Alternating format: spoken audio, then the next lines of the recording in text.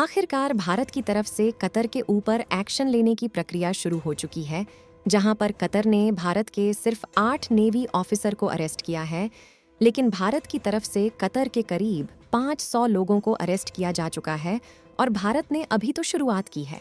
ना जाने कितने लोग यहां पर अरेस्ट किए जाएंगे। वहीं दूसरी तरफ कतर भारतीय कंपनियों की रेप्यूटेशन को गिराने में कोई भी कसर नहीं छोड़ रहा है। लेकिन कतर के लिए दुख की बात यह है कि खुद उनके मिडिल ईस्ट की कई कंट्रीज लगातार भारतीय कंपनियों को प्रोजेक्ट पर प्रोजेक्ट और नए कॉन्ट्रैक्ट सौंपते चले जा रहे हैं। लोवर इस रिपोर्ट के हिसाब से देखा जाए तो कतर को दो तरफ से घेरा जा चुका है और भारत के 8 एक्स नेवी ऑफिसर को छोड़ने पर मजबूर हो चुका है। पूरी डेवलपमेंट क्या है इस वीडियो में समझते हैं। भारत जिस तरह से कतर के द्वारा की गई गलतियों की सजा दे रहा है, उसके लिए इस वीडियो को एक लाइक ज़रूर करें। साथ ही और भी नॉलेजेबल वीडियो को देखने के लिए चैनल को सब्सक्राइब ज़रूर करें। कतर ने भारत के साथ जो किया है हम सभी को मालूम है, लेकिन उसके कुछ समय बाद ही खबर सामने निकल कर आती है कि कतर की एविएशन यानी कि कतर एयरवेज भारत से कई तरीके की जीएसटी की चोरी कर रही है। असल में कतर एयरवेज भारत के अंदर जब भी लैंड करती है तो उन्हें कई तरीके के चार्जेस भारत को पे करने होते हैं, जिसमें उन्होंने अपने सारे पेमेंट्स इंडिया ऑफिस से पेमेंट ना करके कतर हेडक्वार्टर से पेमेंट किया है, जिसकी वजह से कतर ने 2020 से लेकर के 2023 के बीच में करीब 57,000 करोड़ रुपए की टैक्स चोरी की है। जांच और तेजी से शुरू की गई तो पता चला कि यहाँ पर इनपुट टैक्स क्रेडिट में करीब 6,000 से भी ज़्यादा मामले दर्ज किए जा चुके हैं और अब तक 500 लोग अरेस्ट भी किए जा चुके हैं। और कतर अभी तक इन चीज़ों को हल्के में ले रहा था, क्योंकि अभी कतर के हिसाब से ये कोई बड़ा इंसिडेंट नहीं था। लेकिन अब इसके अंदर IDR यानी कि इन्फोर्समेंट डायरेक्टरेट इन्वॉल्व हो चुकी है, यानी कि अब कतर की भारत के अंदर आने वाली सभी पुरानी फाइल खोली जाएंगी और जो भारत से जीएसटी टैक्स चोरी के मामले में इन्वॉल्व है, एक एक व्यक्ति को पकड़कर सजा दी जाएगी। वहीं दूसरे घेराव की बात की जाए तो रिसेंटली कतर की तरफ से भारतीय दिग्गज मैन्युफैक्चरिंग कंस्ट्रक्शन कंपनी के ऊपर भी कई तरीके के एलिगेशन ने भारतीय कंपनी L&T के ऊपर लगाए हैं।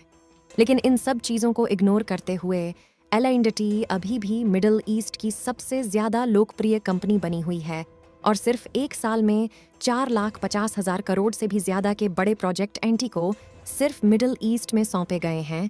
और कतर के लिए आ रही बुरी खबर ये है कि कतर ने कुछ समय पहले ही L&T के एलिगेशन लगाए और खबर सामने निकल गई है कि LN8 को एक और बहुत बड़ा हाइड्रोकार्बन बिजनेस और बहुत बड़ा मैन्युफैक्चरिंग कॉन्टैक्ट मिडिल ईस्ट से सौंपा जा चुका है।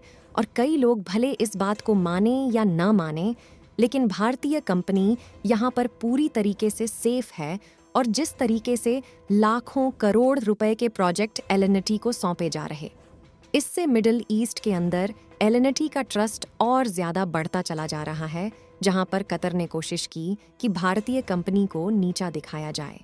लेकिन कतर की यह चाल अब उसी के ऊपर उल्टी पड़ चुकी है।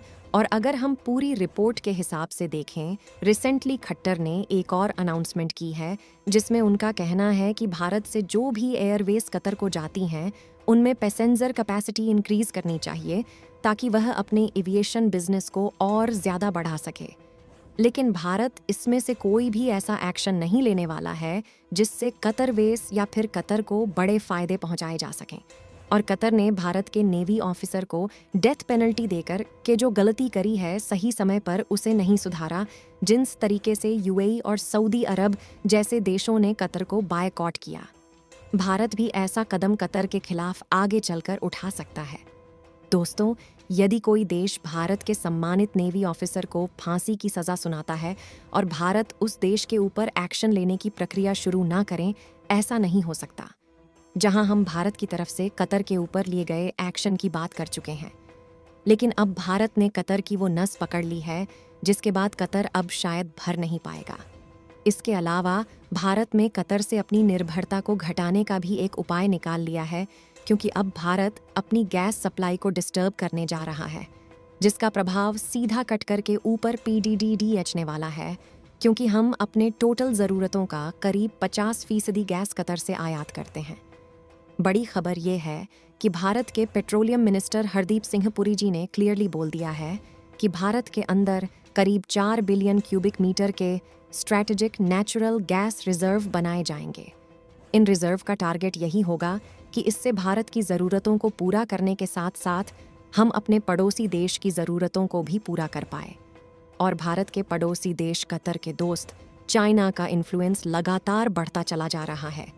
इसको कम करने के लिए भारत ने इस प्रोजेक्ट पर सबसे ज़्यादा जोर देने की प्रक्रिया शुरू कर दी है। देखिए, यदि स्ट्रैटेजिक रिजर्व की बात की जाए तो जिस तरीके से पेट्रोलियम रिजर्व के अंदर क्रूड ऑयल को रिजर्व किया जाता है, उसी तरीके से गैस को भी स्टोर किया जाता है। अभी भारत के पास गैस को स्टोर करने की बहुत ही कम कैपेसिटी है, जहां पर विशाखापट्टनम में 1.3, बेंगलोर के अंदर 1.5, पांडुर में करीब 2.5 million metric ton gas store करने की कैपेसिटी है, और भारत की total capacity 5.3 million metric ton की है। लेकिन भारत अब अपनी कैपेसिटी को बढ़ा करके मिलियंस नहीं बल्कि बिलियंस मीट्रिक टन में करने जा रहा है। भारत ने इस प्रोजेक्ट में बिल्कुल देर न करते हुए ओएनजीसी, ओनाइल इंडिया और गेल जैसी बड़ी बड़ी कंपनियों को यहां पर इनवाइट भी कर लिया है। बताया जा रहा है कि 3 से 4 billion cubic metre gas storage facilities Bharat के अंदर तैयार की जाएगी।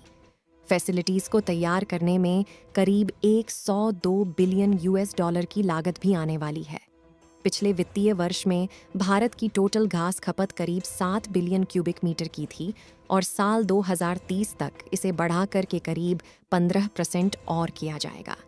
यानी कि भारत अब टोटल एनर्जी के अंदर 3% मिक्सिंग और बढ़ाने वाली है। भारत लगातार कतर के द्वारा की गई गलतियों की सजा सुना रहा है, और टैक्स चोरी के मामले में भी लगभग 500 लोगों को गिरफ्तार किया जा चुका है। और अभी भी भारत टैक्स चोरी के मामले में कतर एयरवेज के सभी ऑफिसरों की जांच करने में लगी हुई है।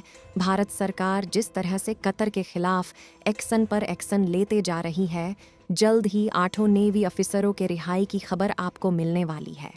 बाकी आपको क्या लगता है, भारत कतर से अपनी डिपेंडेंसी को ख़त्म कर पाएगा या नहीं, और इससे कतर भारतीय को छोड़ने वाला है या नहीं?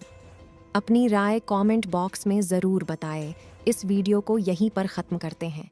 इस वीडियो को एक लाइक ज़रूर करें और अपने मित्रों तक इस वीडियो को शेयर करें ताकि उन्हें भी जानकारी मिल सके, और अपने भरोसेमंद चैनल को सब्सक्राइब ज़रूर करें और बेल आइकन को ऑल पर सिलेक्ट करना बिल्कुल ना भूलें।